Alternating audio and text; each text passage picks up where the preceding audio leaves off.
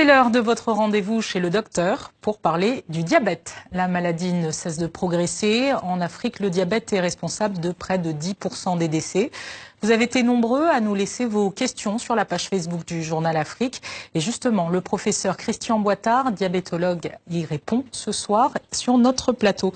Bonsoir, professeur. Bonsoir. C'est quoi le diabète ? Le diabète, c'est défini par une élévation du taux de sucre, qu'on appelle la glycémie, dans le sang. Et il y a toute une série de maladies qui conduisent à ça. Le diagnostic, il repose avant tout sur un signe biologique. Alors, notre première question, on va aller vers Kinshasa, celle de Ernest Toumba. Il existe combien de types de diabète et puis si on peut en guérir de cette maladie? Il y a beaucoup de types de diabète, mais il y en a deux principales. C'est celles qu'on connaît habituellement. C'est d'une part le diabète de type 2, qui représente à peu près 85% des diabètes, et d'autre part le diabète de type 1, qui représente environ 10% des diabètes, pour ce qu'on en sait.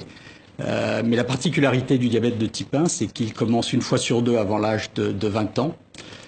Donc chez des sujets très jeunes, comme c'est une maladie chronique, ils vont l'avoir toute leur vie. Le diabète de type 2 habituellement commence plus tard, vers 40, 50 ans, encore que dans des pays comme les États-Unis en particulier, on voit des formes de plus en plus précoces. Et vous nous parliez d'un diabète qu'on trouve typiquement en Afrique aussi ?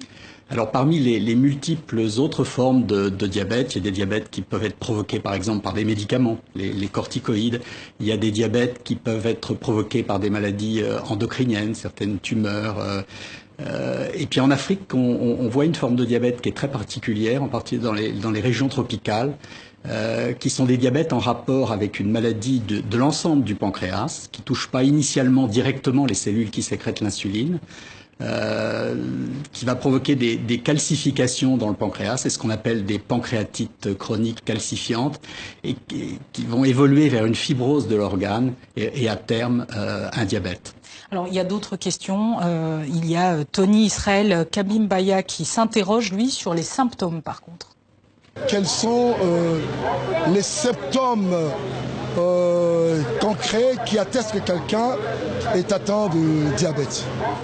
Alors justement, il ne faut pas forcément... Il y en a qui se demandent, est-ce qu'il faut aller voir un médecin? Est-ce qu'on peut le détecter tout seul? C'est quoi les symptômes? L'idéal, en fait, c'est quand il n'y a pas de symptômes et qu'on dépiste le diabète en faisant de façon régulière, une fois par an ou une fois tous les 2 ans, une mesure de glycémie. Si on ne le détecte pas comme ça, il va se révéler par un certain nombre de signes et l'élévation du taux de sucre dans le sang va conduire en particulier à une augmentation de l'urine, parce qu'en gros, on ne peut pas uriner des pierres de sucre, et il faut mettre de l'eau avec. Donc on va avoir ce qu'on appelle une polyurie, qui va entraîner une soif anormale.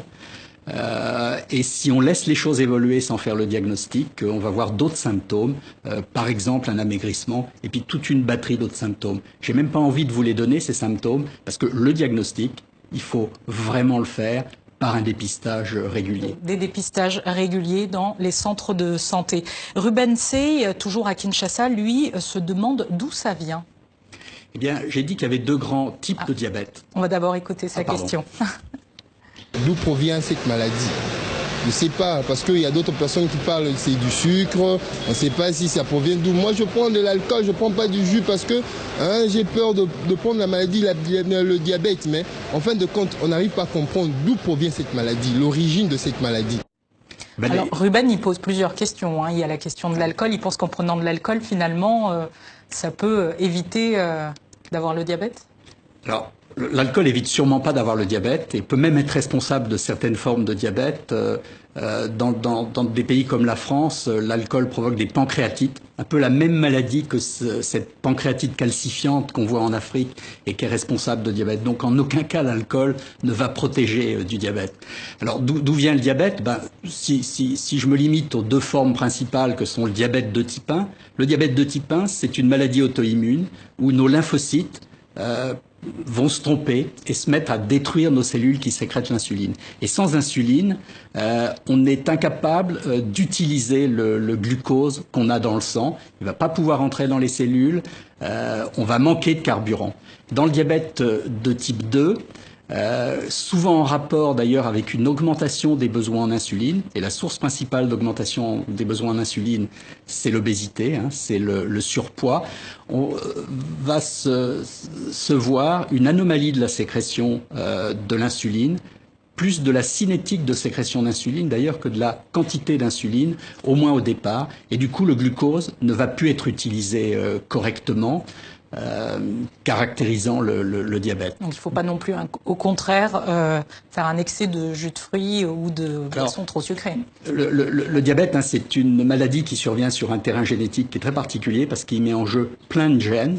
Et le diabète de type 2, c'est une maladie qui est vraiment un défaut d'interaction entre ce génome qu'on a sélectionné pendant des milliers d'années et un environnement qui a complètement changé. Il y a 100 ans en France, le principal apport de sucre, c'était sous forme de pain. Aujourd'hui, c'est du Coca-Cola, c'est des sucres rapides.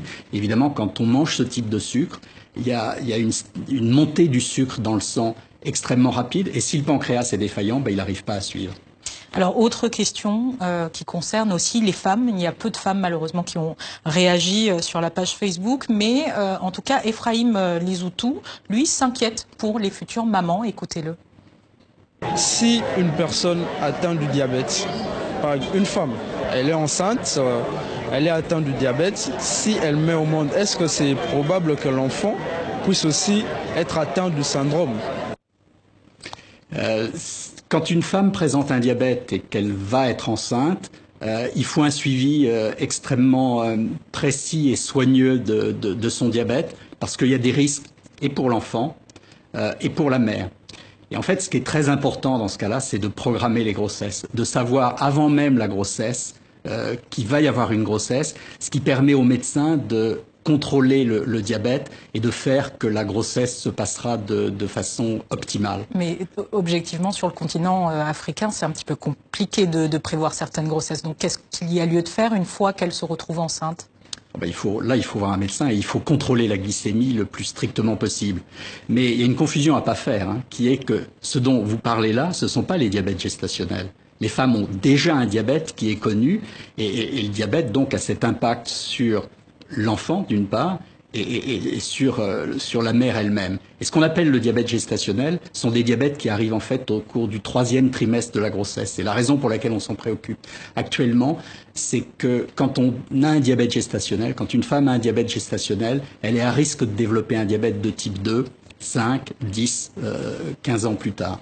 Il y avait d'autres commentaires qui demandaient si finalement c'était héréditaire.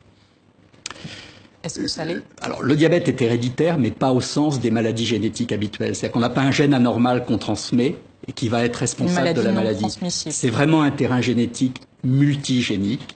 Le risque est supérieur quand on a un parent diabétique, mais c'est pas parce qu'on a un parent diabétique qu'on aura systématiquement un diabète. Dans le diabète de type 1, par exemple, si la mère a un diabète, le risque pour l'enfant d'avoir un diabète de type 1 un jour est de 3%. C'est-à-dire en fait assez peu. Si c'est le père, c'est 6%. On va terminer avec cette dernière question de Jonathan Fataki sur une vraie crainte, celle des complications.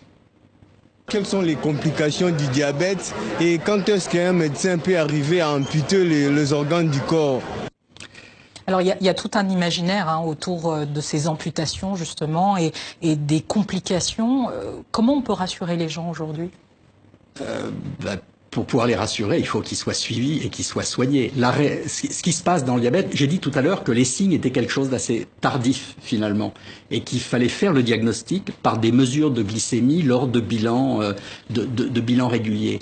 Et la raison, c'est que en réalité, le diabète lui-même, il n'a pas de complications lui-même. Ce qui a des complications, c'est l'hyperglycémie chronique qui va être la conséquence du diabète. Et quand on a un taux de sucre de façon chronique pendant 5 ans, 10 ans, 15 ans trop élevé, on va abîmer tous ces vaisseaux. Et parmi ces vaisseaux, les vaisseaux des yeux, les vaisseaux des reins, les coronaires, l'infarctus du myocarde, et aussi les vaisseaux des membres inférieurs, et puis enfin les vaisseaux des nerfs. Et on va avoir ce qu'on appelle une neuropathie. Et les cas d'amputation dont vous parlez, eh bien, c'est lié à l'atteinte vasculaire des membres inférieurs et à la neuropathie. La sensibilité diminue du fait de la neuropathie et les gens, par exemple, s'ils ont un caillou dans leurs chaussures, vont pas le sentir. S'ils mettent le pied dans de l'eau brûlante Ils vont pas sentir que ça brûle, mais la brûlure va entraîner les lésions.